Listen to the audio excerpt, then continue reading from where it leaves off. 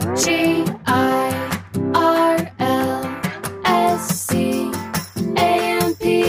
Girls Camp. Hello, everyone, and welcome to the Girls Camp podcast. I'm your host, Haley Rawl, and I am joined today by Camille Miskin. Mm-hmm. I actually didn't get the pronunciation before we started, but I will be calling you Cami. You said I'm allowed. Cami is a licensed social worker who specializes in grief and death, and also a death doula, and also a fellow ex-Mormon. So we are going to be chatting all things death and grief. If you listen to the podcast, you know this has been a huge part of my journey. I deconstructed Mormonism. My dad died unexpectedly about 1.5 years ago, and I feel like death has become just kind of like a really pivotal concept for me as I'm thinking about life, thinking about spirituality, thinking about reconstruction. So you are just the gal to talk us all through it. Thank you for being here. Yeah, of course. I'm nearly speechless, but if you get me going, I'm going to talk a lot about death just because for the weirdest reason, and that's actually part of the mystery to me, is I can't stop learning about this.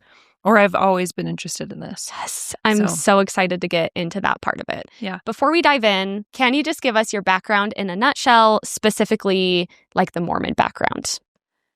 Yeah, so pioneer stock.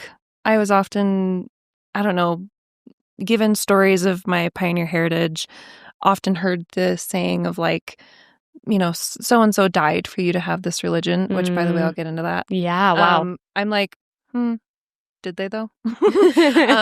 What did they live for? Like, I'm more curious about that. But anyway, I actually really enjoyed my time in the church. I'm the youngest of 8 children. And so it was actually the easiest way to attach to my caregivers and to my siblings. If I did everything I could to just have fun in the church, and I mean fun, like it is fun, it just made everything smoother and better. And like whatever attention they had for me, it was amplified if it was in the church, right? Oh, interesting. Yeah. It's kind of like a mechanism to have family time you maybe wouldn't have otherwise. Yeah. With such a gigantic family. If I had like a DJ board, it would be like I would like push up the church and like more love would come, right?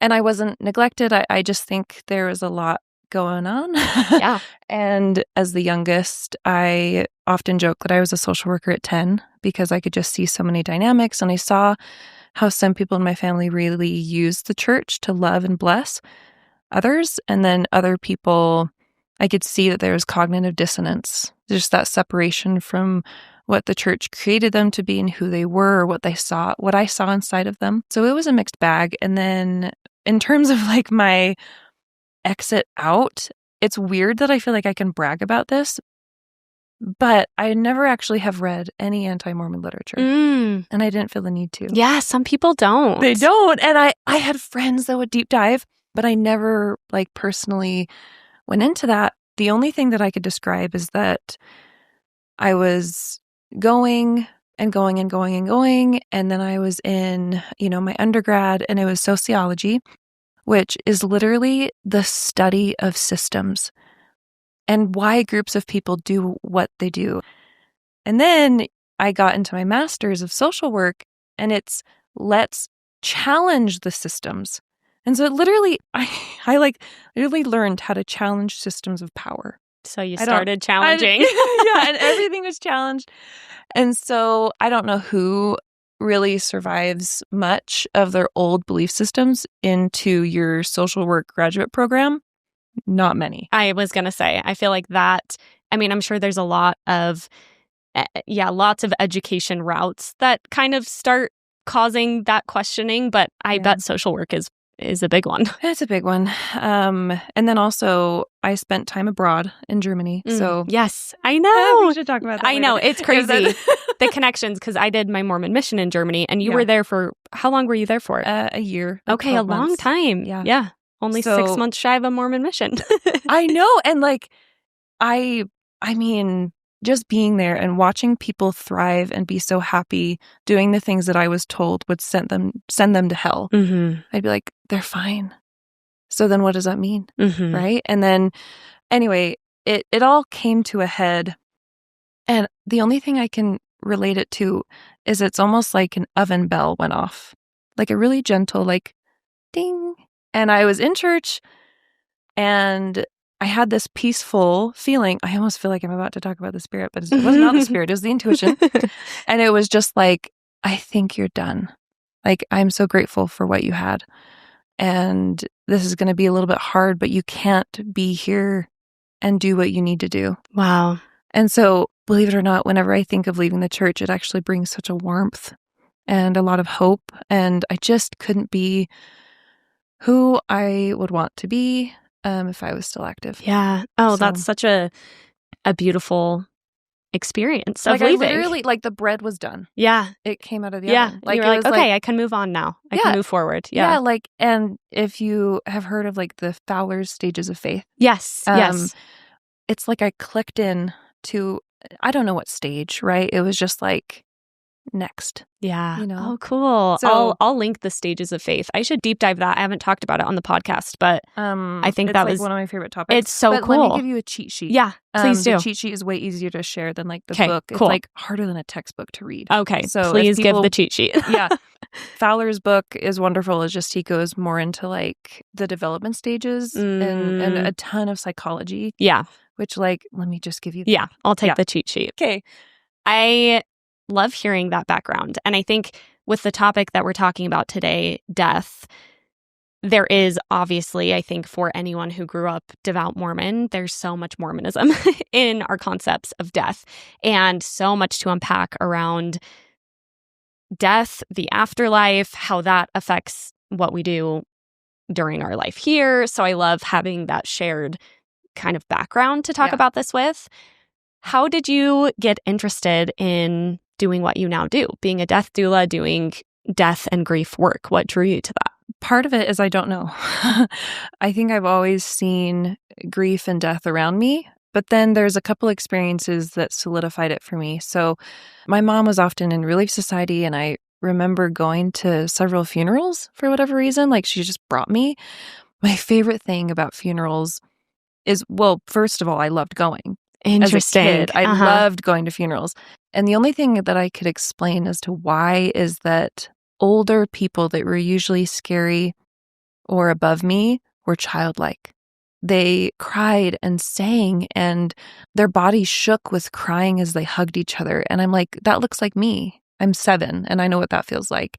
They weren't like, that within religion, even adults are like kind of your first prophets. Mm-hmm.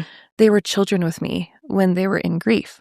And then I learned that if I go up to an adult that I knew before and I said, hey, can you tell me about the person? And their faces like lit up. And so I found that if I played with grief, it was actually really fun. And then I could run around the halls or something. I don't know. Sure. Yeah. Wow. That's such a cool observation. I'm thinking about my dad's funeral and thinking about how it is in like those intense moments of grief, especially with my family, because we are very, well, some more than others, but I would say we fall more on the stoic side as far as showing our emotions. If we cry, it's because we're like mad at each other. We're not usually like sharing like grief together. Yeah. And so seeing my sisters, my mom in grief was really bonding. Yeah. And I think to your exact point, it's almost like it gets more to the core of a person in those moments. Yeah. So I'd never thought about it as childlike, but I think that's absolutely it. When I would see them at church the next week, they'd be straight-faced. And I would almost think like, I know a secret about this person. Yeah. And so that's the only thing I could point to in my childhood. Weirdly enough, I haven't been the victim of like tragic loss. That's not what drew me to this. And I was on the phone one time with a professor. Actually, my only claim to fame with like grief research is that I got to take a class with Joanne Cacciatore, and she's one of the leading researchers of grief.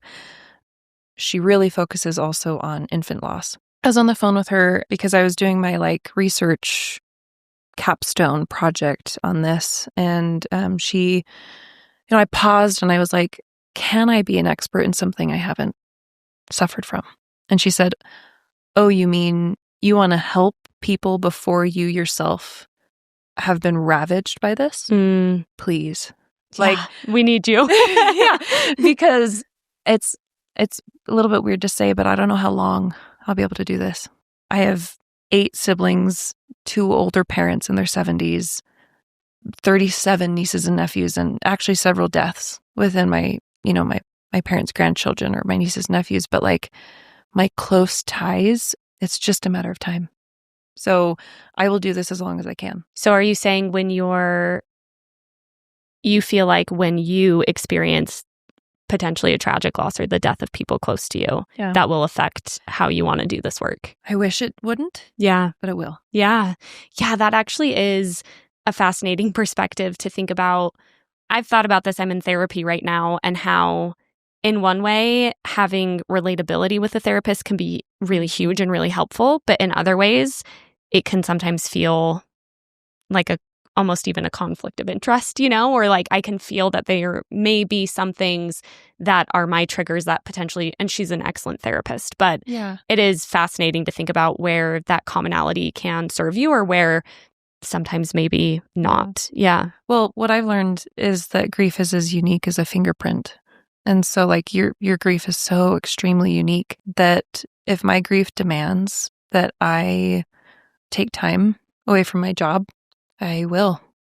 I'll get into why grief has to be so demanding at first, and why that's actually something you have to sit with and step into instead of trying to remind grief who you once were and demand that it fits. And so I've seen enough grief, and your brain chemistry is forever changed that like, I don't know. And then what got me into it after that was I took a class in my undergrad called pastoral care. I had no idea what that was, but it was actually a Harvard-trained theologian who was a chaplain.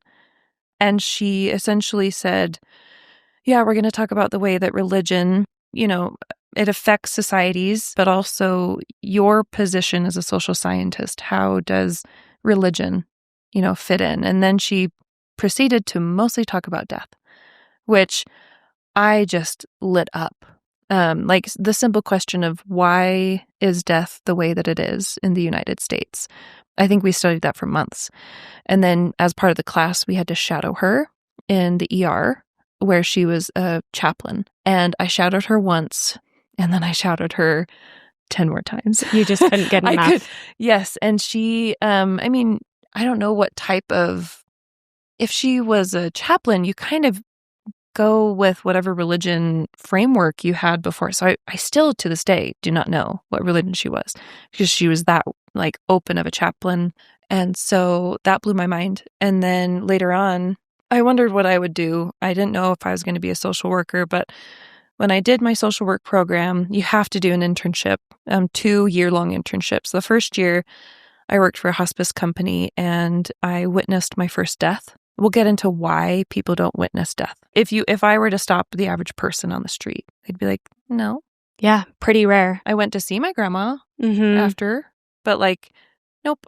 Yeah. And so the idea that like, I don't wish it for people, but I wish them some experience where death is gently given. And I'll even touch on why children should be introduced in some way and how that should be age appropriate. Yeah. But like, I remember I, was with this older woman and her daughter, and I felt very connected to this older woman. I had only seen her twice because I had only been on that case.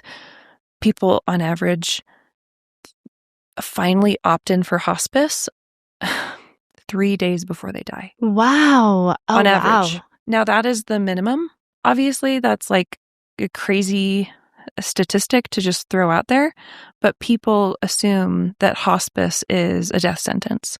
You can graduate from hospice. It just means that due to your disease progression, you have 6 months or less to live. So people will resist going into hospice because, oh my gosh, I was just thinking about that. This is different, but maybe somewhat similar. And I was thinking I need to talk to Cammie about this because my husband and I just went on a little weekend trip to Mexico.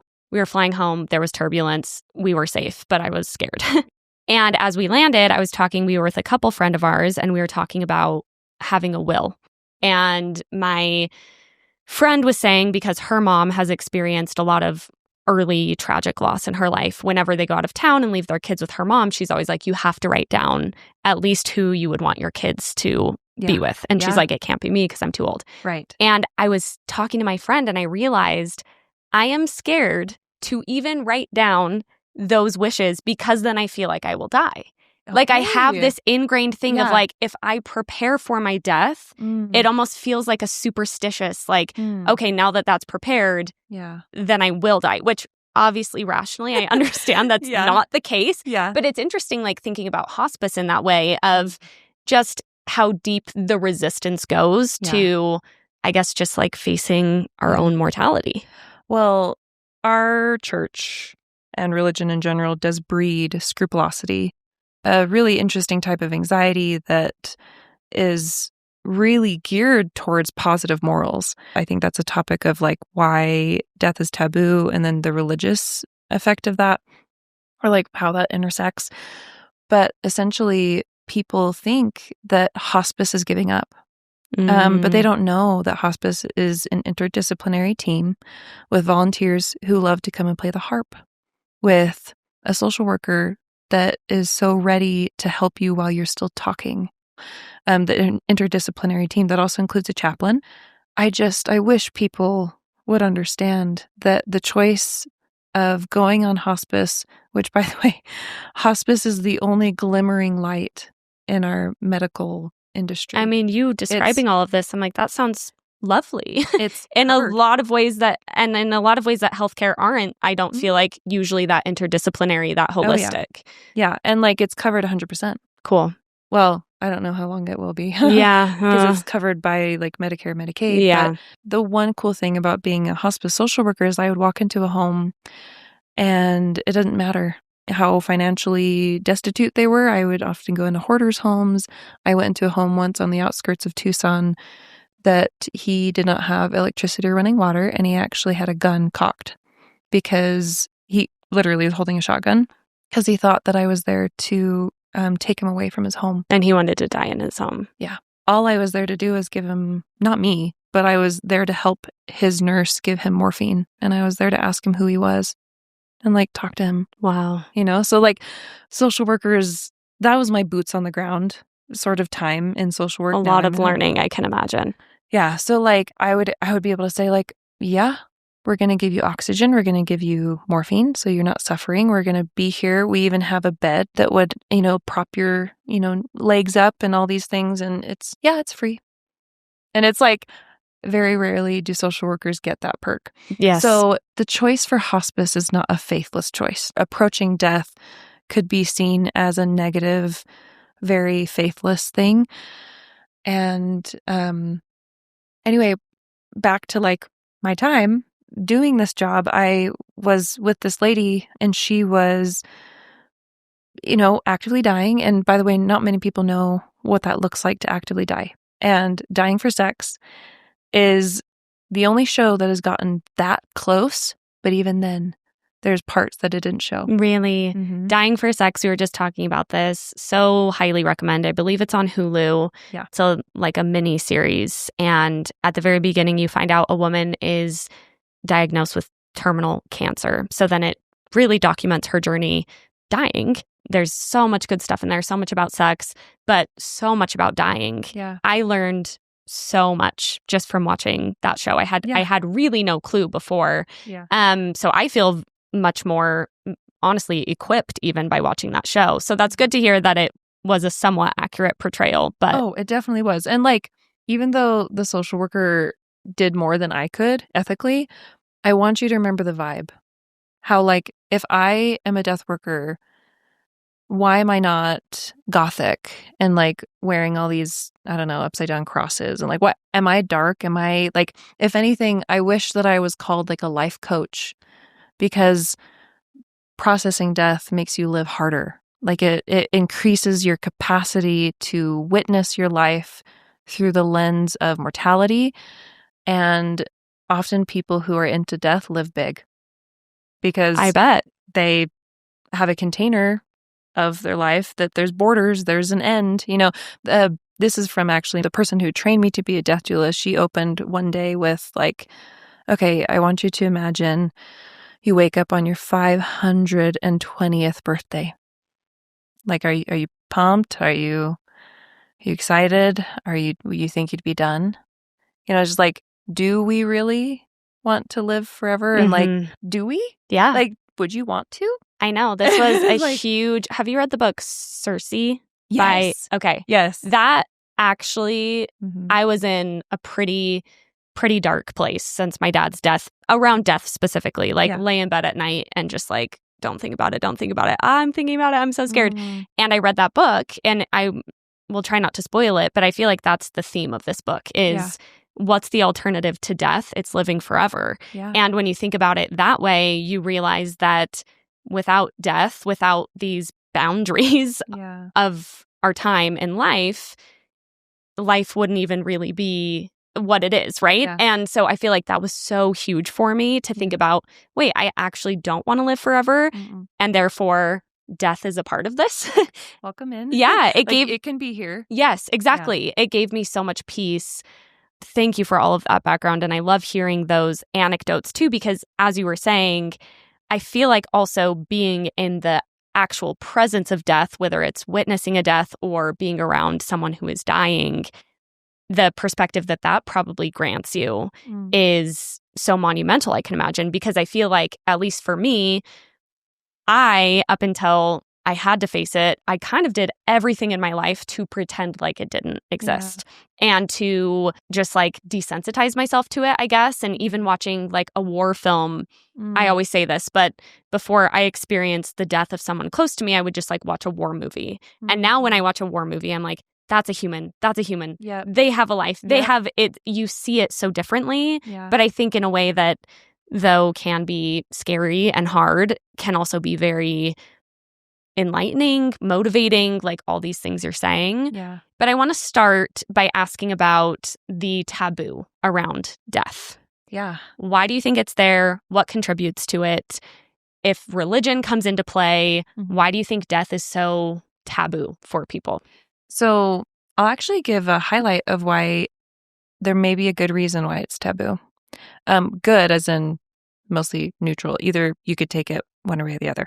One is that we have adopted a mechanical medical approach to our bodies. The idea that doctors can fix a part and then we keep living like a car, and then they fixed another part and then we kept living. So one, people aren't dying in the streets. Men don't come home from their jobs in the factory with a missing limb. The cleanliness practice, the antibiotics, vaccines, wink, all these things help us to embrace more in life. And that allowed us to not see death with our own eyes. We've also never really fought a war on this land besides like the Civil War. And ironically, that's very important for death history because in the Civil War, families wanted the bodies of their soldiers returned home. So I don't know the name. I forgot the name. But someone figured out how to embalm. Because of that. That's where embalming started. Yeah. So you could send a body home on a train, didn't matter how hot it was, and the body would be the same body. It was soap.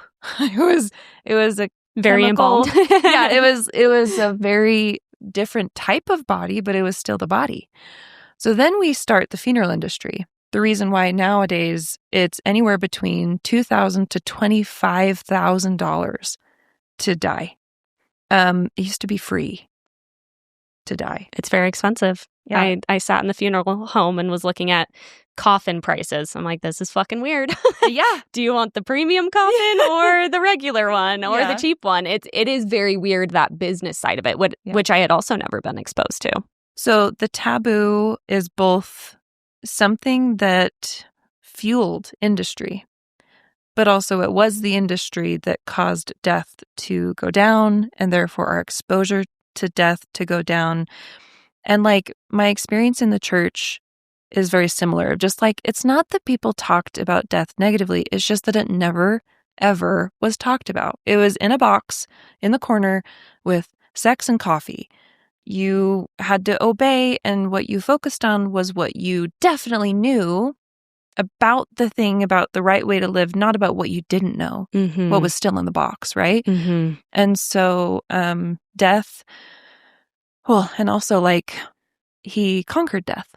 And like death is really, I would argue, in the Mormon framework and maybe Christian framework generally, almost erased. It almost is made irrelevant because if you're going to live after, and not only live after, but live after more happily even than now, then it's not really death, you know? And I always find it a bizarre thing to witness when I watch someone very faithful processing a death, because there's obviously grief, but then there's obviously this, but there's, you know, I'll see them again someday, and they're with Heavenly Father. And it's interesting to watch, because I almost feel like if this were true, that for sure you're going to see them again someday, it feels like the grief would be less, almost like it almost feels like contradicting. Does that make sense? Yes. Like I've kind of thought of that, like, oh, and I mean, not to take away from, I'll make a big disclaimer. Like, I think there's so many ways to process death. I have seen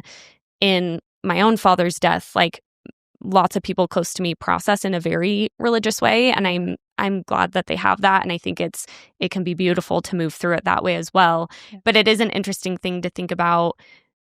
What is death in a Mormon framework if it's not really so much an ending? Yeah. You know? So, yeah. So it was like this weird thing that you get to skip over, because it's almost like, what more do you need to know? And I'm just like, I guess I don't. I guess I don't need to know anymore. But then why is death still something that we're so bad at? Like, if it would have helped, it would have helped by now. And I have some good news for you. I feel like it would be good news. Yeah, please. Good news for you. But like, one, I see a lot of clients, because I'm a grief, expert. Doesn't matter if they're religious or not, or how strong or faithful they are in that religion, because, and I'm a fangirl about grief in a weird way. And I know this rubs people wrong, because grief is also the thing that has taken everything from them. But grief, I see, if I could personify it, as this, first of all, it's a woman. Of course. And second of all, it's like this extremely strict but respectable professor. And I don't know if you remember anything about college and how there's those professors that didn't care and they made the class easy, but I don't remember anything about them. And then there's that professor that she was so clear and passionate about what she was teaching, but you could not BS this class. You had to be really, really thorough, and you had to know what you're talking about. And to me, grief is like that. It's like, I'm going to teach this to you whether you're ready or not. And no matter what. No matter what. Yeah. And so the only thing that I say to people who want to use the religious framework or any spirituality to process grief is A, does it create a space for grief, or does it spiritually bypass grief? So platitudes like, they're in a better place, or like God needed them to do work in heaven, or things like that. There are some things, and I want to say this 10 more times, but there are some things you're not supposed to cheer people up with or for. And death and grief is one of those. Now, I'm not saying there's not laughter. I'm not saying there's not humor, but to be cheered up is a choice and not one that someone can do with a platitude. And also, if you are saying that, then anyone around you can affirm. But if I could give one tip to people who are very scared to talk to a griever, they just don't know how to be, what are they saying? Are they saying that this is the most effed up thing? Just say, yeah, it's effed up. And then you just actually shut up. You just stand there, sit there, you listen to them. And then you show up in ways that you can try to fathom would be helpful, but more so in action, not in words. Words fall with a lot of grievers, but actions of hey, I was thinking about you. I wrote down your dad's death anniversary in my phone, and it looks like it's coming up. Are you going to have a hard week? Like, how you doing? Things like that. And also, like, when it comes to the, taboo, the spiritual effect on grief, meaning is more important than religious framework. So the idea of, does it help you make meaning out of terrible things? And if so, wonderful, but that meaning should also be then infused back into your life. So it's like, okay, if someone died, and then I have this narrative about how that helps them, that's meaning for them that I contrived that helps me feel better for a minute. But then what does it mean to me to experience death? And a lot of people actually just come up with the meaning of, that is what I'm supposed to experience here. Is like the minute you chose to love and then didn't choose. I didn't choose who I loved originally, like my biological family. I didn't get the choice. I have to grieve. And so another thing about grief is that if I were to say, like, how much did you love your dad? You would never, ever be able to give me a numerical or some quantity. Yeah. So I say, that's how far your grief goes, right? It's like grief is love you don't know where to put. It's like it's still there and it's still just as deep, and it's a well that is continuing to bring you so many wonderful things, except where do you put it, right? If you invite grief in through your religion, that's a good one. Keep it, use it. If the atonement, for example, helps you sink into grief, do it. But if it bypasses it, grief is patient. And it's just going to come later. Like, you can't put it off forever. It's like someone once said, it's like a scab that gets better the more you pick at it. And I'm like, ew. But first, I mean, like, it made me think. Yeah, totally. Wow. And so when it comes to, like, if you are in the church and you're noticing that there is not a supportive grief culture, you're allowed to make a community that is safe for your grief. So people, this is where I'm going. Yeah, please. Grief is also the immediate and subconscious deconstruction of any belief structure. It's kind of like if you had this scaffolding that was holding up some things in progress, or some very strong walls, or some very weak walls. Let's imagine that it's an actual building and you had some corners unfinished. Death will level any of the support beams that were temporary. Whatever was not strong will fall. Whatever is strong will be used heavily, like very, very heavily, because those are your pillars that will keep you standing. So if your pillar is in the church, wonderful. If it's not very strong, grief is going to take that down to the floor because it's supposed to. It is a clarifying agent. It is like, if I can use some old terminology, trial by fire. And it is pure. It has no agenda, but it says, think deeper. It says, find what matters to you. And that didn't matter to you. So I took it down. Yeah. Like, it's kind of like rubber hits the road, shit hits the fan. Yeah. Like, whatever was a little bit weak, gone. Yeah. And if you want to rebuild it, you're going to have to build it from the ground up. That's so interesting, because thinking about my grief with my dad passing, it came at such an interesting time because I was really quite deconstructed. I didn't believe in an afterlife at that point. I didn't believe in God at that point. So I would say I didn't have really much like religious, I didn't have those pillars anymore. Yeah. But I feel like what death exposed for me is that I had kind of up till that point been okay.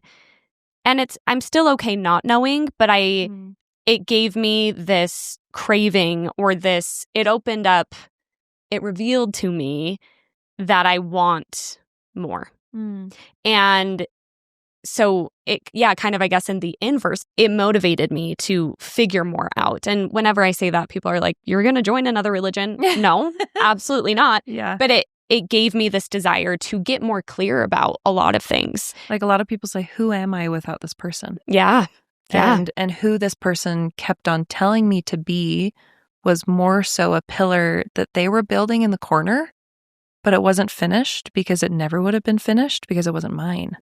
And so, like, a lot of attachment grief has to do with the fact that we are a hodgepodge of what people wanted us to be, and that's okay. But we will at one point have to stand on our own 2 feet and tell the world who we are. Yeah, the identity part of it is really interesting because with my dad, I wasn't very close to him at the time of his passing, but he is biologically, I actually just posted a TikTok on his birthday because we found a photo of him on his birthday. And I'm like, he looks so much like my brother. And I posted it and everyone's like, bitch, he looks like you.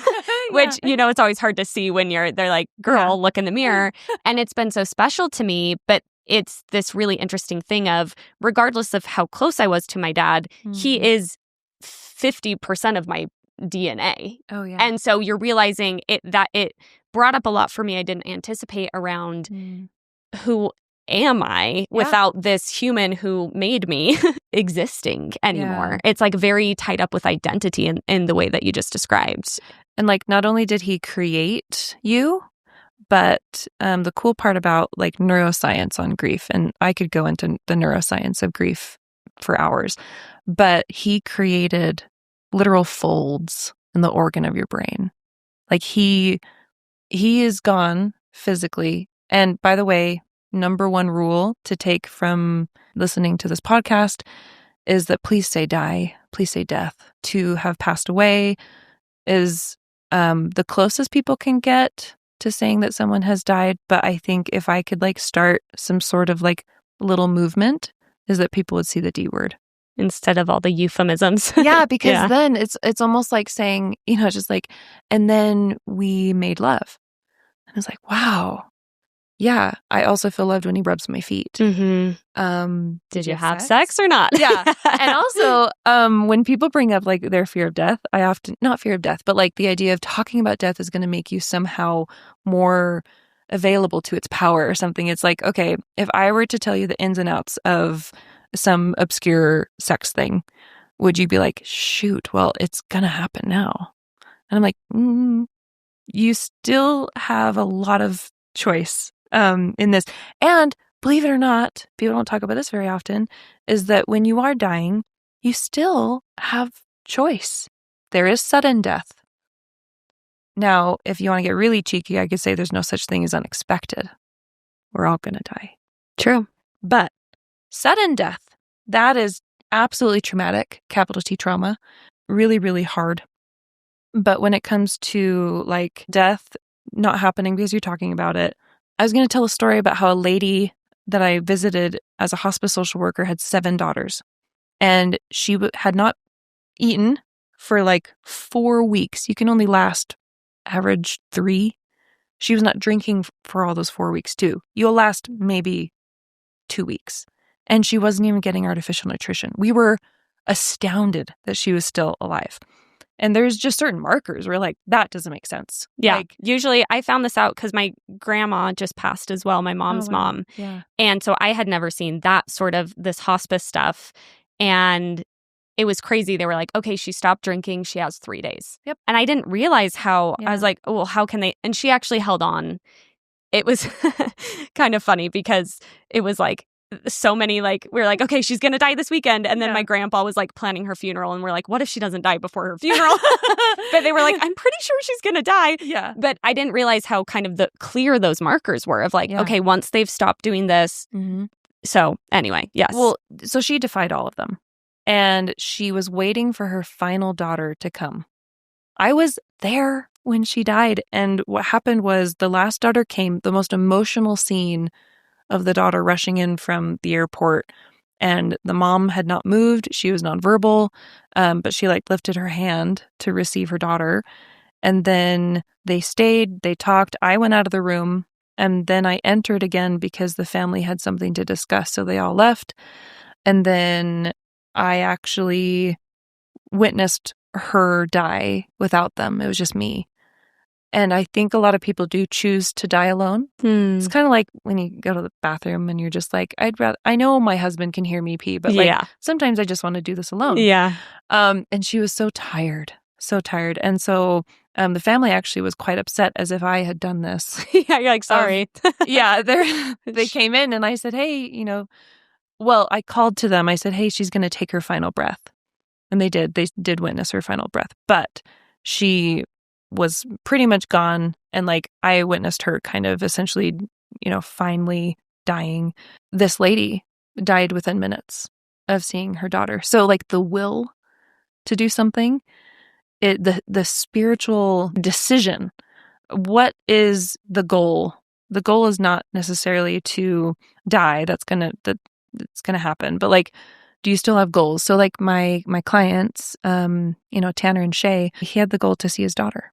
Mm-hmm. And believe it or not, that matters to a hospice social worker more than how's your vitals. I say, do you want to make it to your niece's wedding? They say yes. And then they do. But then my caveat is, if someone has died and missed something very vital, it is not meaning that they chose not to. It's just that of all the things, it is quite motivating to your mind and body to choose not to accept death for just long enough to live. Mm-hmm.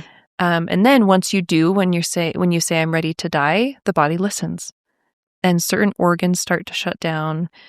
There's actually a very beautiful process. You'll hear it if you watch Dying for Sex. Everyone watch it. Homework. Of where she said that, like, just like a body knows how to give birth, the body knows at which order the organs should shut down to actually increase comfort. So the idea that people will stop eating food because it hurts to digest it, it gets stuck in their esophagus. They can't swallow anymore. They're, yes, still drinking or still producing saliva and doing all these things, but it actually takes tons of work to digest. And so if that shuts down, people are like, well, they didn't even eat their favorite ice cream. It's like, well, that would have meant a 3-hour stomach ache. Yeah. The body knew. I promise it's not personal.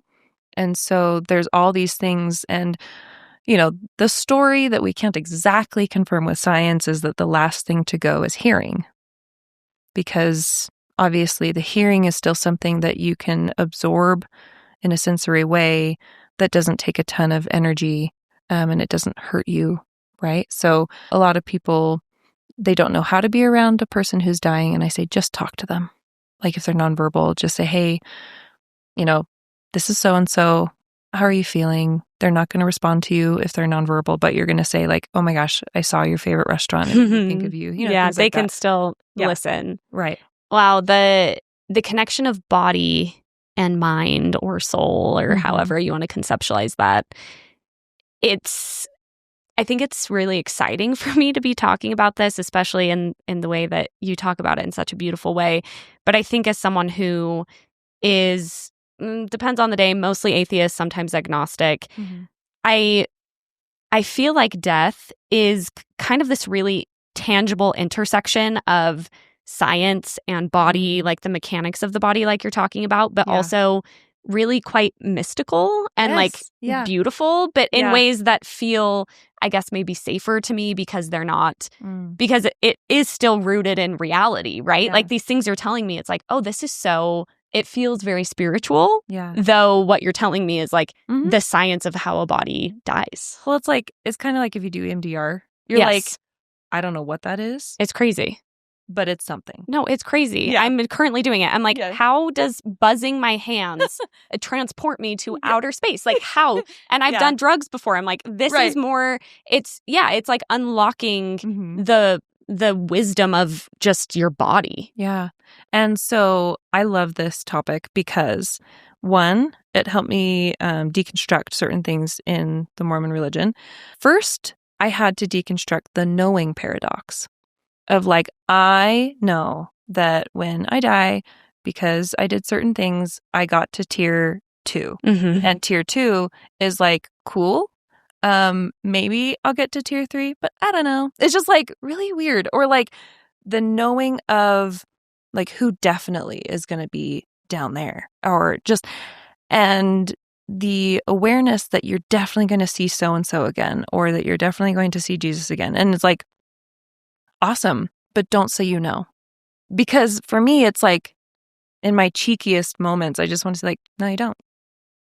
No, you don't. You don't actually know. You don't know. And death for me is something that we can't study. Yes, we do have pretty verifiable near-death experiences. And if you like studying those, that's actually a really interesting road of spirituality that you can go down.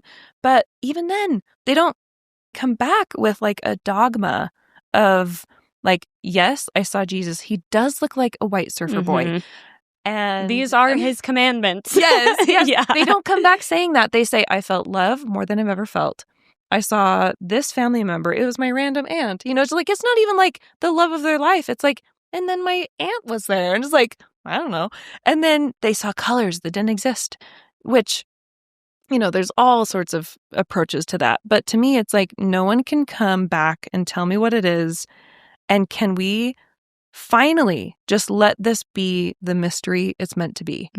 And I love death because I'm equal with every other mammal in not knowing what is happening. And so it forces or induces wonder and awe. And so even doctors, they don't exactly know what causes death. There's the theory that like eventually you start having cells that die more than you can regenerate, which it actually starts about 25. So if you really want to be technical, you start dying at 25. But then eventually you can't generate more cells than are dying. And then that would be like dying of old age, theoretically. Exactly. Okay. Yeah. And then there's disease processes. And by the way, death is only painful when there's diseases. So let me quickly clarify that death itself is not a medical event and it's not painful. Disease is painful.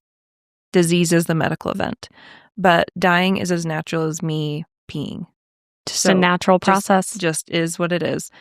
And so when it comes to the deconstruction, having someone know so much about death made me cock my head and just say like, oh, okay, so that's going to help you now. And it might even help you up until you die. But then where's the fun? Like, where's the wonder? Where's the faith? Which I always loved the knowing faith paradox of like, well, if you know, then why do we have faith? Why do we need it? And then, anyway. And we encourage, Mormons encourage, I know the church is true. I know Joseph Smith was a prophet. Yeah. And I think that's where a lot of where I feel very off put, because I think it diminishes the wonder of death. Right. If you can say, well, I know exactly what happens. Yeah. And to your point, you don't know. Nobody actually knows. Yeah. Nobody actually knows. And near-death experiences maybe are kind of the closest we can get. And I also think that our brains as humans, but I think maybe my brain specifically, the Mormonism stuff probably plays into this. It's hard not to know. And it's hard to know that you will never know until you do. They created a correct death. So like the idea that death had to be after the covenant path, you literally had to like check certain boxes. And I know that they made obviously, covenants that you could do for those who couldn't check the boxes. But the idea that a child dying would have to do everything in the next life is just interesting to me, because I think religion, in terms of like the Fowler stages of faith and how much you have to mature into your adult, approach to religion, is like, okay, wonderful. But like, I wonder who they would have been and how they would have approached religion had they been on earth. And it's actually okay to say that they didn't get the chance to, and that can be sad, instead of like, it's okay, they'll get married in heaven. Like, what? I don't know. Yeah, creating this whole narrative, yes. It almost takes away. Yeah. Like creating a life for them that is just, it's non-existent. And then the other thing I had to deconstruct was the eternal life thing. And I don't know if anyone can relate to me, but when people are like, you would get eternal life, A, whether you like it or not, because he died for you to have eternal life, but B, you can earn some really like snazzy eternal life perks. Not only that, but you have to be with your family because you were sealed. And I love my family, but I have 7 siblings. And about 37 nieces and nephews I have not met. Like a quarter of them. You're telling me I have to be with them. I don't know them. I love them as an aunt should, but I don't have the ingrained embodied love. And so who I want to be with is maybe not my family. And so like I would always feel really weird because they'd be like, you would earn this. And I'm like, I don't want it. I don't know. Thank you. Well, and then you think of people in abusive family dynamics. It's like they particularly probably don't want to be with their family in heaven forever. Yeah. And if you struggle with a little bit of like OCD types of anxiety or like a lot of scrupulosity, like religious anxiety, imagine the idea that if everything was sealed up to you, you have to be with all of them. And it's like, I don't want to. I want to be with my husband and my future family, like biological family, the one I chose and nurture or like choose to have. But to me, it was like, thanks, but no thanks. Yeah. And everyone kept on trying to tell me that I was earning it, that I was like gonna get it if I work really hard. I was like, but that's not a motivator for me. Yeah. And that's like the whole thing with Mormonism. I mean, on my mission, it was like, do you want to be with your family forever? Especially because a lot of Christian denominations actually don't believe that you'll even be married in heaven. I have debated this with people all the time. And to me, that was the biggest value out of all is like, well, you'll be with your family, you'll be with your parents and your kids and whatever. And yeah, to your point, like that might not be everybody's desire. And so like even when I give the definition of a death doula, which is like a person who is a holistic support, so non-medical, of the dying and their circle of support, their chosen, loved ones. I'm not always seeing family. And by the way, everyone fears that they're going to die alone. You won't. You definitely won't. But community is a choice to build. So it's not like I'm saying that I don't want to be with my family. I'm just saying I'm working really, really hard to build my own community. And where are they sealed to me or things like that? Yeah, totally. And so like they kept on dangling this like prize in front of me and I didn't want it or I didn't relate to it. And so I had to deconstruct, why am I even doing certain things if I don't even want the reward that they're talking about? And so with that, the idea of heaven and hell is quite interesting to me. Hell, at least, is what Mormonism kind of gets right. Of like, well, at least we don't believe that people are sent to hell. And that was very helpful when I was talking to like an LDS client. I do see a lot of suicide because when you're a grief expert, a traumatic loss expert, you get, dying by suicide. So a lot of like loved ones who have had loved ones die by suicide. Yeah. And it's really heavy, but they essentially, it's been long enough that the church has clarified that they don't believe that they are sent to hell, but it is still there. Unfortunately, my niche right now is like women in their 40s or 50s who have had a young adult choose to die by suicide. And so where do you think they were raised in the church? And if they were even given a hint of like, let's at the very least selfish. And people who were selfish. I still feel like that was ingrained in me as I'm almost 30. I don't think it was explicitly taught to me, but I remember even as a teenager thinking like there was a suicide of a girl at a neighboring school that like we had mutual friends with. And I remember one of my first thoughts being like, oh, like what's going to happen to her because she, I actually wanted to ask about, I feel like we've talked a lot about grief and death and the dying process. How do you help people reconcile with tragic loss? I feel like that adds such a different dynamic to grief when you feel like especially infant loss. Like not only are you grieving this person, but you're also grieving this whole life that you thought that you would have with that person. Yeah. What are some ways, things that you talk through with people, resources that you point people to? Yeah. So first, people need to understand that there's many different types of grief. There's ambiguous, which means it's very confusing. There isn't this bona fide funeral that's allowed to happen. It's kind of like a divorce or the fact that you had to leave your home before you were ready. Maybe you became homeless. It's ambiguous. It's really random, but it's still just as painful. There's disenfranchised grief. This is really interesting because it's grief that wasn't allowed to breathe because it was the result of gun violence. It was a young Black boy that, there's people protesting at his funeral. Your grief was blocked by something in society. Yeah, or like turned into something beyond. Yeah. Oh, yeah. Wow. That would be very complicated. So people who are even just like deconstructing from religion feel that their grief is a little bit disenfranchised because it had to happen the Mormon way. Like they had to go to the Mormon funeral, but maybe they knew that this person didn't want a Mormon funeral or something like that. And so that's a very, very minor one. Disenfranchisement of grief is obviously very extreme in some cases. And then you have complex. So complex has to do with caregivers or any attachments that are extremely strong to you. This could include pets. And so when it is traumatic loss, usually what is coming to me, to my office, is complex.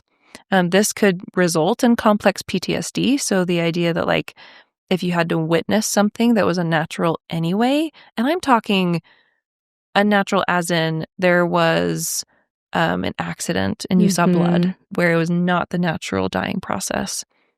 It was sudden and it was extremely hard for you to see. This is often the case of women who had to hold a stillborn, things like that. Like you didn't watch this baby die slowly. Terrible, terrible symptoms come. And I'll go like way back actually to the idea of why is death taboo? And I want to just say that because we don't witness death very much, the definition of trauma is, if you want to really simplify it, the inability to cope, but then not receiving enough support afterwards.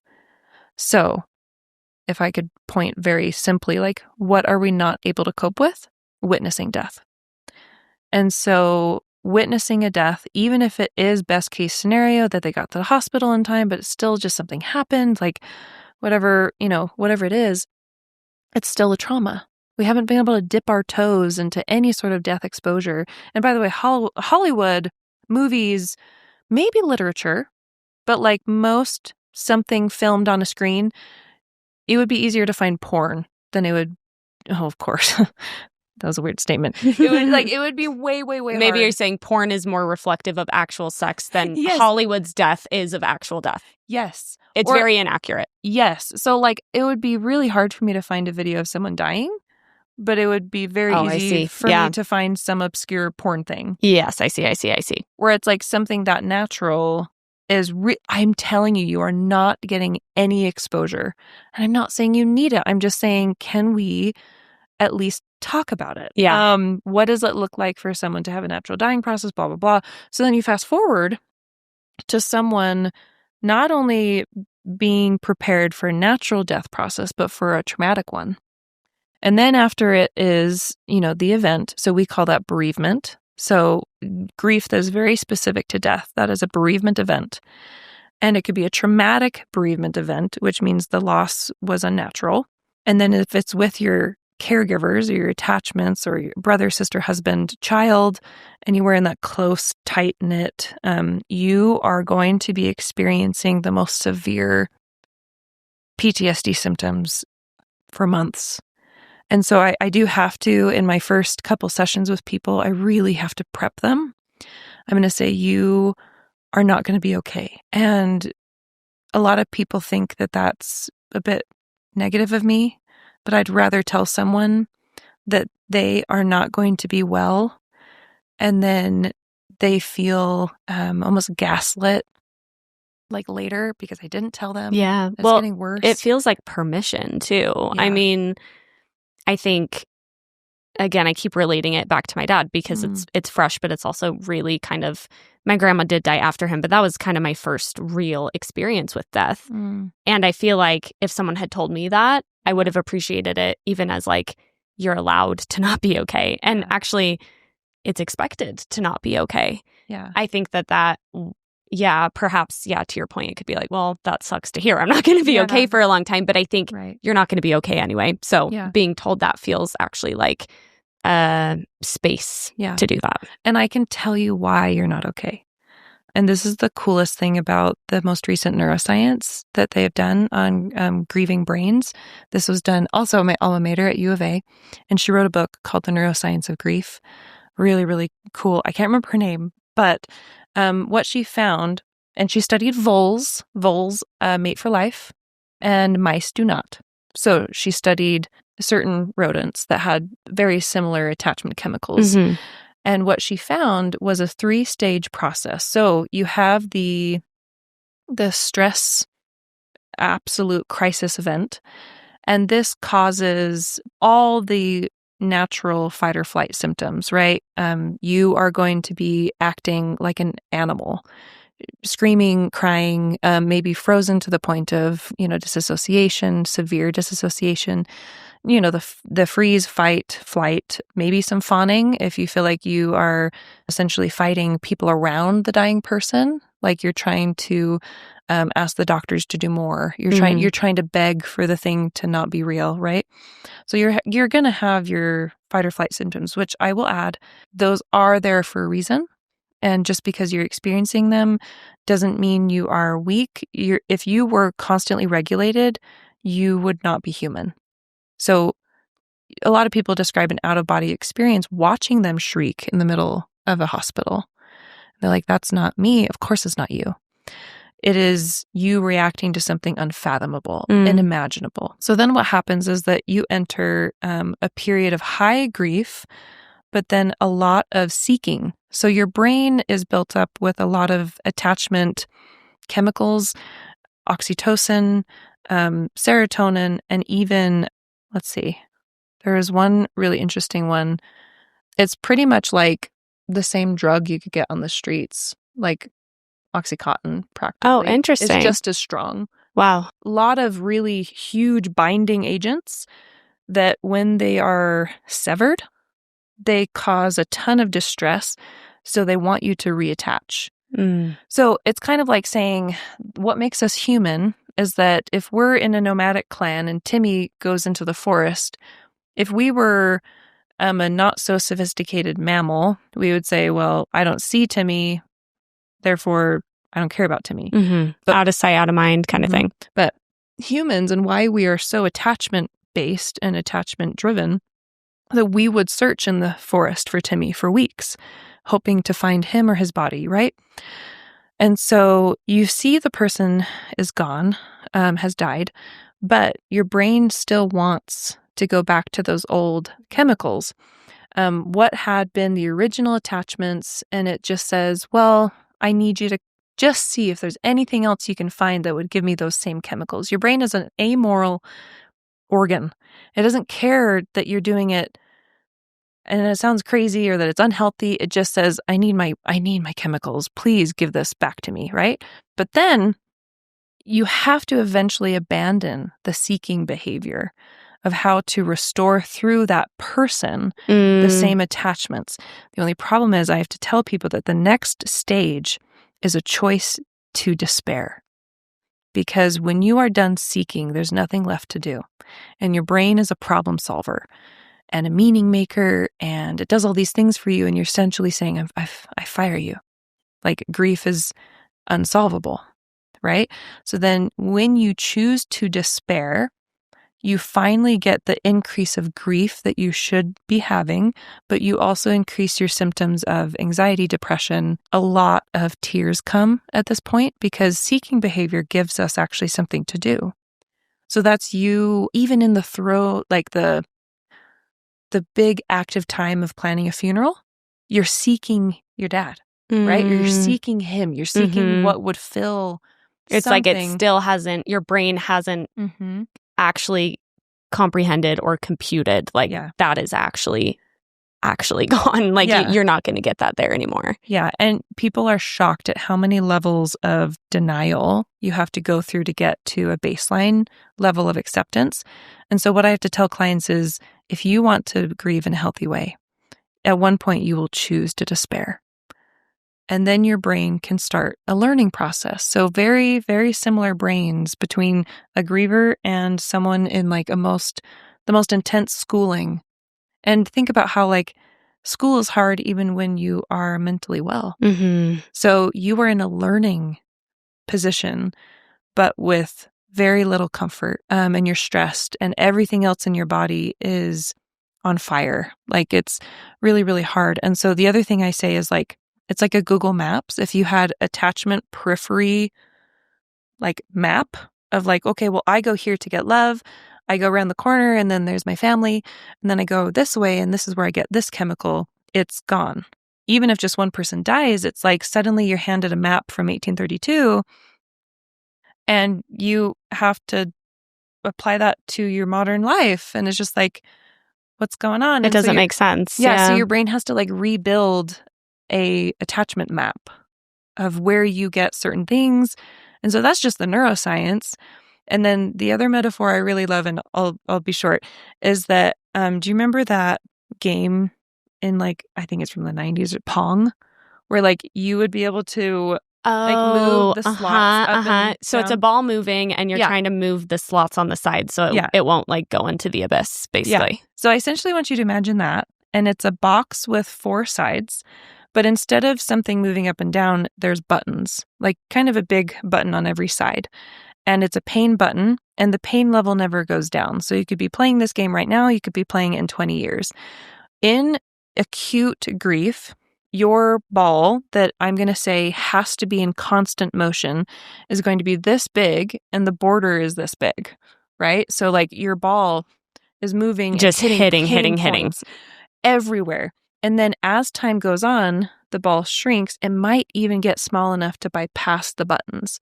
But if it's in constant motion, the button will be pressed.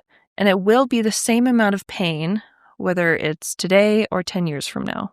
Wow. It's just the difference is it's slowly, it's not triggering it as frequently. It's not as... Right. Yeah. Your frequency, your intensity, it has to go down. But then we talk about complexities of, was that person the one providing the home? So now you have to find a different home. Let's add another ball. So then all of a sudden we have 2 balls in there and they're all trying to shrink as fast as they can, but they can't shrink faster than, your brain can, your brain has to essentially like there's a corner of your brain that was dedicated to your dad and it fires a couple neurons to see if it's still a live neuron to keep. And then you say, no, I don't want to keep that. And it says, okay. And then it like cuts down that neuron. But how many millions of neurons? And how many things are they connected to? Right. It's like a web. Hearing you explain that too, there's almost like a grief in the grief getting smaller, right? Because it's like, well, and I think that's one of the things that's so complicated about grief is that when you're feeling grief, that feels fitting. So then, I think this is not like some brand new idea, but I think a lot of people feel guilt when then they start to feel a little bit more normal or they start laughing. They had that first girls' night out. Exactly. And they like had the best time. Yes. And then it's like, wait, that almost feels like it's dishonoring the grief that I do have or that I should have. And I'm also thinking about people who experiencing the loss of my dad was so crazy because I realized too that I wasn't frequently talking to my dad or even seeing my dad. So I was thinking about all the people who experience a grief where, to your point about those neurons, it's like anytime you walk in the door, if you lived in the same home as that person, or anytime, like if I say to my mom, I'm like, sorry, you're not allowed to die now. Yes.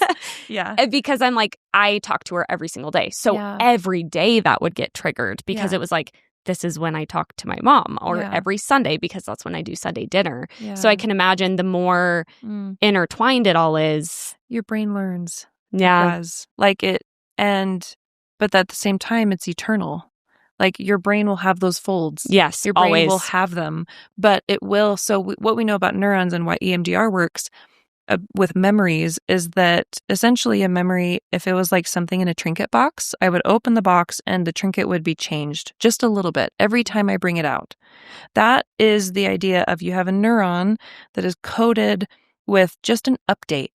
kind of like our phones have iOS updates, right? It's coded with proteins that have new information about how we feel about the topic currently. So the idea that like your dad's neurons, the actual structure of his corner of your spider web of your brain, they are not gone, but they are recoded with new experiences. And actually, that's why it's very important to have visual confirmation of a death, because it uses that very clear imagery to update those neural pathways. So like a child, if they have no exposure to anything that really solidifies the loss, their brain will keep firing on that attachment, on that seeking, and I promise they can handle it. And I could send you lots of resources about how to make that approachable for a child. But our brain needs something to confirm that it should go through despair and put you through a learning process that is very hard for you. It's also, I find, very comforting to understand that science behind it, because then you realize like this is how brains function, and also how beautiful that they function in this way, that we have to feel grief because that feels important to honor what was, but also to understand like our brains are going to adapt. Because we have to at some point. Everyone, I've been thinking this too with my age being almost 30 now. I didn't experience death until fairly recently, and then my grandma died, and more I'm realizing people around me at this age, more grandparents are dying, parents are dying. Like you can avoid death for a certain amount of time, but it ultimately is like something that your brain is going to have to learn how to do. Well, and I get a little cocky, both in my death doula role and in my clinical role, of like, I promise you talking about death is not premature, because what you do will still be useful. It's not like, oops, too early. It's like, no, it's never too early to talk about something. It's an ailment that will never, ever be avoided by a single living person. Ever. I don't want to say mental illness, but I want to say, like, if I told you that there was something you're going to feel, like a mental illness that you're going to have, whether you like it or not, people would freak out. But then I say, yeah, that's grief. And so like becoming grief literate, becoming death literate is actually something that if you just trust that it's supposed to be a power for your good and not to make you more morbid or negative, it will do wonders for you spiritually, because it will clarify your values very quickly. Essentially, anyone who hasn't been exposed to death literacy, they walk away laughing and smiling. Like, I do these events where people come and they talk about death and they plan for end of life stuff, and I usually make it fun. There's food, there's sound baths. I use a lot of humor, and it's like I literally had like dancing and all these things, and it was all women. I kind of like working with like women in their 30s and 40s. Also because we aren't as involved in finances. So I ask very important questions about finances that you have to go home and you have to ask some questions, right? Because if your husband were to die, do you have his master Google Chrome? I'd be so fucked. Password? Bentley's always like, Haley, sit down with me and learn this. I'm like, I can't. Just don't die. But to your point, I'd feel much better if I knew. Yeah. So like all these things, I'm like, come one night, I promise you will leave feeling 100 pounds lighter. And I'm like, plan it with all your girlfriends. Plan it with it sounds your fun. family, right? And so I want to make t-shirts that say like death and foreign value aligned. So divas. Love. I know. Love. We'll collab. Yes, honestly. Anyway, get me in on that. I just like, if I could help people with the things that are preventable. So death isn't, but all the things around it, the spiritual depth that you get when you contemplate it. What does it mean to you that your time is limited? And whether that's from a spiritual framework or not, you will go to that concert. You will travel to that country, even though it's scary for you, because you know that when you're 75 and getting that knee replacement, that's not the time to go. Right. So like people that wait, I also feel like that's maybe the unfortunate byproduct of being given this image of your afterlife being so wonderful. And for all we know, this is what we have. And so like my husband and I just completed like a couple of months ago our will. He's a mountain biker, and he was able to like mountain bike harder. Like he did a jump that he wouldn't have done, but he did it successfully because he had this sort of peace of like, hey, I could also slip on the sidewalk and like break my neck, but I'm having the most exhilarating time. Good for him. I can't do that. But like he would be able to take more risks. Totally. Because he contemplated death. And I mean, and took care of some things too. Like when my dad died, love you, Dad, if you're out there, but he didn't do shit. And it did cause a lot of stress because we didn't know his faith status was ambiguous. There was like a whole thing of having to figure out, does he want to be buried in his temple clothes or not? Yeah. And it's fine. It's totally fine. Right. But it did make me realize, like, if you can alleviate that burden, and not only the burden, but also just like we wanted so badly to honor what he would have wanted, but we didn't know. And that feels like a stressful thing to be like, well, we can't ask anymore. Yeah. And so I think that gave me motivation to get those things in order, because also, again, just like when I die, I want the people around me to know, like, this is what Haley wants. I think there's a lot of peace and a lot of comfort when you feel like, oh, this is what this person, like my Grammy, when she died, she was very specific. And she talked about it a lot. She wrote things down when she was like 50. She had like what she wanted, her little pine box she wanted to be buried in, all of these things. And that was such a comfort because it was like, this is what Grammy wanted. And it's like a gift that her final loving thing that she did for her family. And I'm like, so you're telling me that even death prep feels like love? Yeah. Like, it's really okay. And like, if I can leave. Yes, please. It's not from any sort of faith base, but that's called the death deck. Ooh, okay, cute. And it has cards that ask very interesting, compelling questions about either grief or death that you could like do with Bentley or like, and it just, they're gentle, but he should know, you should know certain thoughts about things. Like, one of the questions is like, what is one sound that would drive you absolutely crazy if you could not ask it to be turned off or something? Like you were dying, you were not My Grammy, she had literally written down, please put me on my side and please put a pillow under my knees.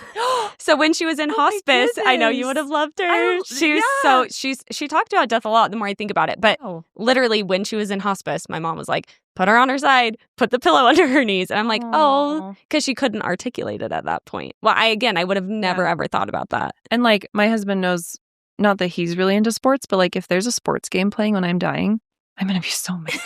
I'm going to be so mad. If there's some TV on. Someone is watching a sports game. I'm like, like anything but that. Yeah. So there's things I know I don't want. Yes. And if I ask people like, what do you want when you die? People go blank. But if I say, is there anything that you would hate? Like, do you want there to be animals or not? Do you want your dog with you or not? Do you have cats? Do you like cats? Do you want them to be there? Like, it's just, there's all these things of like, okay, what would your deathbed be like? The other thing I love about death, it is just about you. You know, like giving birth was about your kids. Yeah, you're right. It's the ultimate, like, this is my thing. I promise it's like planning a birthday party. It's just like, it's something only you can do. And it is so only about you. And so people who are, they like those people that are like, it's my birthday month. And I'm like, that energy. Yeah. But with death. I have that energy. And now I'm excited. I'm like, okay, fun. Like that actually sounds fun to get clear about that. And I think to your point, we really could talk forever. I'm like, I have so many ideas I hope we can continue collaborating after this, because this really feels, I'm so, so grateful that I found you, because this just feels so, again, it's just like been such a theme for me. And I feel like it opens up all these avenues. I want to have you come back and talk about neuroscience specifically. And I feel like there's so much we could talk about. But I love hearing your perspective on life as someone who is so close to death. And the last question I want to ask you, like the most giant question of all time, but what do you feel like is and I feel like you were kind of talking about this a bit with like take the trip or whatever, but if you could distill down like your philosophy of life as someone who does work with and think about death, what would you say that is? Yeah. I'm going to give you a really deep answer, but it's backwards. So the question that I ask a lot of my death doula clients is, what quality of life is worse than death. So what would you not be able to do? And a lot of people say like, well, if I can't move anymore, it's like, okay, how are you moving now? What's your favorite way of moving? And if they say, well, if I could still look people in the eye and if I could still smile a little bit, even if I was unable to move, then please keep me alive. Who are you looking in the eye and who are you smiling to? Just things like that. And I'm a privileged person. I grew up with enough money to not deal with a lot of discomforts. I have just an astoundingly supportive husband that is married to a very eclectic person that talks about death all the time. But I invite death in as a partner of like just one of those quiet compasses that said like, okay, is this getting me closer to living an embodied life of something that at the end of it, I'll say, isn't it so crazy that I did this? Not, I should have done this, right? So it's like, I know it's existential and it's very big, but truly how I spend my time, what my values are in terms of like, even the shows I watch, I'm just like, okay, I know it's popular. Like I really tried to get into like Bachelor. I really tried. So many fun parties, right? But even then I was just like, I don't like it. And I didn't like watching it. Yeah. And so like, me, why am I going to spend my time doing it? It literally went so deep to like, okay, then what do I like? What do I spend my time doing that's better than what I claim to not like? And I'm currently, because I'm kind of like really hard into my career, I've had to like go back to therapy and even wonder like, okay, I love helping people, but that can't be my only hobby. And so at the end of it, I'm finding I have a lot of values of like, okay, I'm driven by fun. And if it's just travel, that's easy because I can book a trip. But like, what am I doing with my time that I'd be so proud of? It also makes me turn to my sweet husband and say, I love you just so many times a day. It makes me touch him for more than 8 seconds, which actually people don't know that like you need to touch someone for 8 seconds to cause oxytocin to flow. I thought it was 6, but Bentley and I will count. He'll kiss me and I'm like, that was literally a millisecond. Let's try 6. Yeah. I need the oxytocin. Yeah. So like just little things of like, and that it's hard because there's some like brothers I haven't talked to in a long time or like I don't talk to at all. You have a lot of them. I do. But at the same time, if my inner compass says, that's fine. Like I don't have to be best friends with everyone around me. And you cannot scare me with death because it's my friend. Religion, society, certain types of anxiety that are pumped out by systems of power, right? It's like, and? It's just like... It's kind of the ultimate trump card because it's like most religion is... based on your fear of death, right? Yeah. Like, yeah. And to your point, like it can be easily manipulated, I think. And I think that's the irony of it is in the face of death, when you actually think about it, you realize capitalism falls, number one. Like, oh my gosh, we didn't even go into that. No, but I can tell you. I think about this all the time. My dad had not much money to his name when he died. Didn't matter. Yep. It really did not matter. Nope. And he's dead now. Yeah. And like, would I have taken some money? Sure. But like, that has really affected my mentality on money because I'm just like, doesn't matter. And you could die tomorrow, And so. And just a quick caveat on any like capital, like why the world doesn't like talking about this stuff. It doesn't make any money. Like the fact that they can't control me is really frustrating to them. And so if you want to work harder for that little thing that you were looking forward to in weeks or months, but you're not thinking long term and you're not value aligned, they keep you very good workers. They keep you very, limited into what you can control and then how to buy more things to feel more in control. But we cannot take our loved ones, our money. We can't take any success, which it's very humbling to say, like, I promise, even your timeline of you not getting your degree when you thought you would, like, I don't know.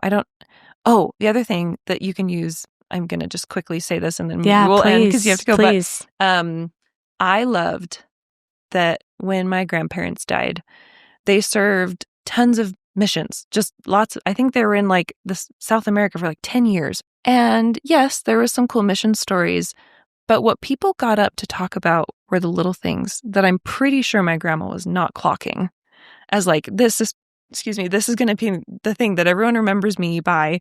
And for me, it was the way that she baked a certain cookie, or it's the fact that she hummed all the time. So like, what are you doing and how do people feel around you? I have no idea all the things that they did on their mission, but I do remember that one inside joke that I had with her, that it didn't matter how righteous she was in the church. She treated me with a certain type of love that I'll remember, right? So like, the way that you live has nothing to do with the things you're convinced are going to make you so successful and safe in your life. And so I love in a different way. And I'm not perfect at it. Like I literally have to go to therapy just like everyone else. But I'm not saying it's replaced religion for me, but it has been something safe to use as an intuition tune-up. Yeah. Whenever I need it. And I don't want that to be someone's religion. I just want it to be in their toolbox. And you have to find either a way to put that into your current religious practice, or if you're, deconstructing religion, please put it in your toolbox. And if you need help, you don't have to hire a death doula, but essentially there's tools that I could keep sharing, or like you can ask the people who live vivaciously around you, like, I don't know, surround yourself by people who seem to live bigger and fuller. And I promise it's not that they haven't, evaded loss. It's that they still live despite it, or they've worked through grief, or they've invited death and grief. I just often find those are the coolest people. Yeah. So you'll find them, I promise. Oh, like, I'm so inspired. There's death workers everywhere, and like, we're happy and fun. Yeah. So yes, absolutely. And wise and thoughtful and very, very, very smart. I just didn't even realize all the things it connects to, and all the science and the sociology and it's just really cool. I'm so appreciative, and this will not be the last that we see of Cami. I'm like, truly, I'm glad I have your number. Yeah. Because I'm like, I might come to you with some thoughts and questions. Yeah. Thank you so much for doing this, and thank you for doing the work that you do. I do find it really radically inspiring, because it can feel, I don't even see it necessarily as morbid, but I think it can feel so scary. And to see people who look it in the eye gives me such hope as someone who is still working through a lot around death. So thank you for being that. And thank you for being here. I will link all the things you referenced and all of your stuff so people know where to find you. And thank you again for coming. You're so welcome. It's so nice to meet you. And thank you everyone for listening. Bye. GIRL